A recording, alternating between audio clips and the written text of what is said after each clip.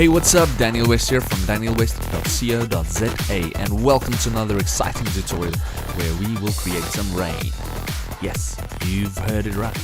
If you shot something on location or in studio and you want that rainy dramatic feel, do not worry, Photoshop can do it. No, I'm serious. Photoshop can create some rain, and that is exactly what we'll be doing. So, here is our photograph that we've done already. And as you can see, it's nice and dramatic. There's a little bit of rain falling from the side, and it is beautiful. Remember, with great power comes great responsibility. So, hopefully this will help you create that moody feel that you really would like for your own photograph. So here, without further ado, let's get started. Alright, so I'm just going to switch off my rainy effect. So we've got a photograph, it's been shot in studio. This is actually for a client. I'm not going to show you guys how to create the background, that's in another tutorial. But what I'm going to do is just show you guys how to create the rain. So, the first thing that I would do is create a new layer, Command Shift and N. Just call this rain. Nice and easy, and just say, okay, we leave it on the color on none. You can actually create it on gray. But I'm just going to show you the steps as we take if you do not go through here. So with the none selected, we just go down to mode, we keep it on normal, and opacity also 100%. Say okay. Now, inside of here, on our foreground, we are going to create a 50% gray. So you want everything to be 0, 0, 0, 0, and the K to be 50%. Or you can actually copy this 929496. Alright, we say okay. So what we're going to do is we're going to use the fill, the paint bucket, and we're just going to click on it with opacity of 100. Oops, and we've got a completely 50% gray like layer. So once we've got that, we're going to go to filter, noise. We're going to add some noise. And now the fun part over here is usually it starts around like 0% or whatever. You can choose any one of uniform or Gaussian. I like to use Gaussian. It gives a little bit more of a a natural feel in terms of it catches the noise a little bit more. If you go with uniform, it's obviously much more uniformed. For rain, I like to go above anything above 150%, 180, 178, anything. We will select monochrome, because we wanted to have black and white, that way we can have it on screen a little bit further down. Alright, so monochromatic selected, and we say okay. Great, so there we've got our rain. Yes, you can see it is rain, right? Yeah, no, okay. There's still a little bit more of things that we need to do. So without further ado, let's go to filter, we go to blur, and we go to motion blur. Yes, alright. Now here you can select your angle. We can go 45. If it's really strong wind, we go 90, you know, like just coming down is normal. 0% is sideways, obviously, and so on. So what we want to do is we go to about anything 55, even give a nice angle.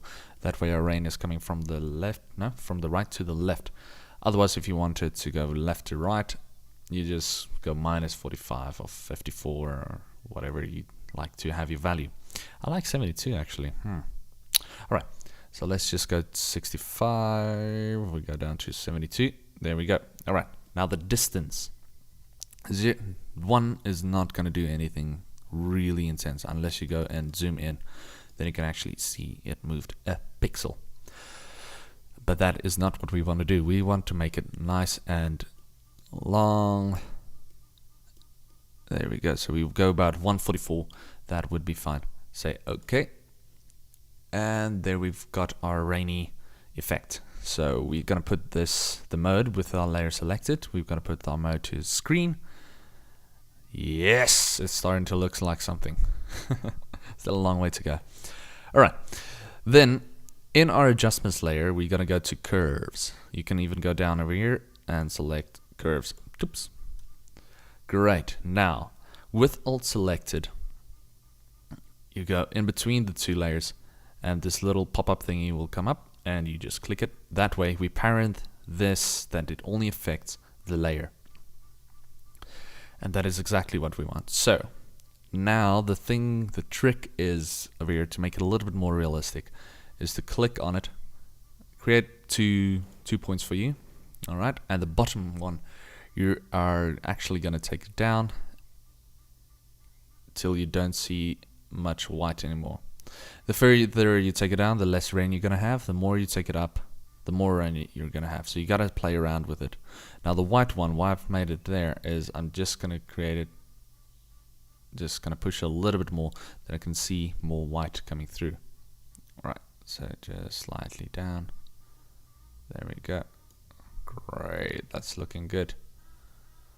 All right, now the effect you can't really see as much, and you've got these weird white lines going on at the bottom. Not to worry, that is actually the blur that creates that. So how we get around it is you select your rain layer, Command T for transform, hold down Alt Shift, and just drag it slightly up, that it, that it gets out of the way. I like to make it nice and big so that the raindrops are nice and close. Double click to say OK, or you can even just checkbox it.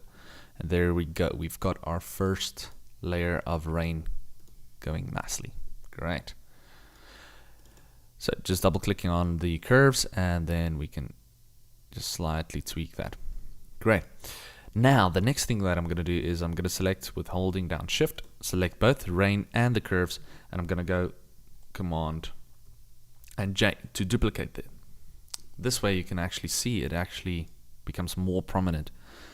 I kind of like that. So the next thing that I'm going to do is I'm going to go Command J again, but this time with this one I'm going to go Command T to transform it, and I'm going to go and create smaller particles with Alt Shift down.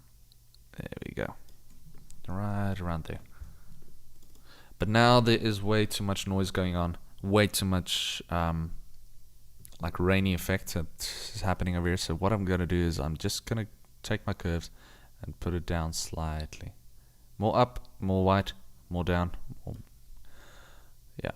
So I'm just going to play around with that slightly, and also with this one. It doesn't become so prominent. Great. That's looking good. Alright. Select all of your layers just to keep it nice and neat. All your rainy layers, and Command G to group them and call it rain. There we go. And that's it. So there you have it. That is our rainy effect that's happening. You can actually, if you want to go even more detail, you can create some splashes and stuffies like that using stock footage, or even just go painting in on another layer with your brush tool. I like to use this one.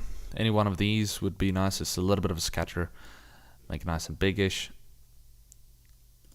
And just click, click, click, click. Tush, tush. It works nice with the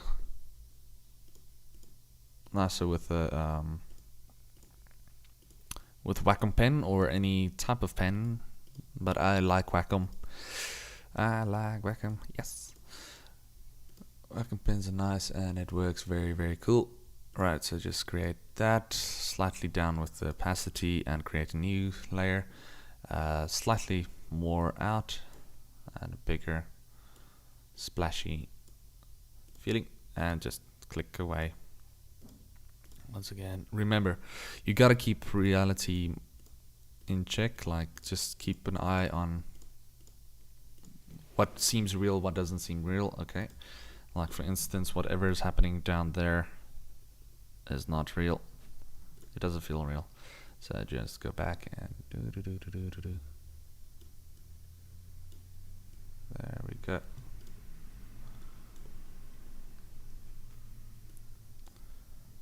Ah, come on. There we go.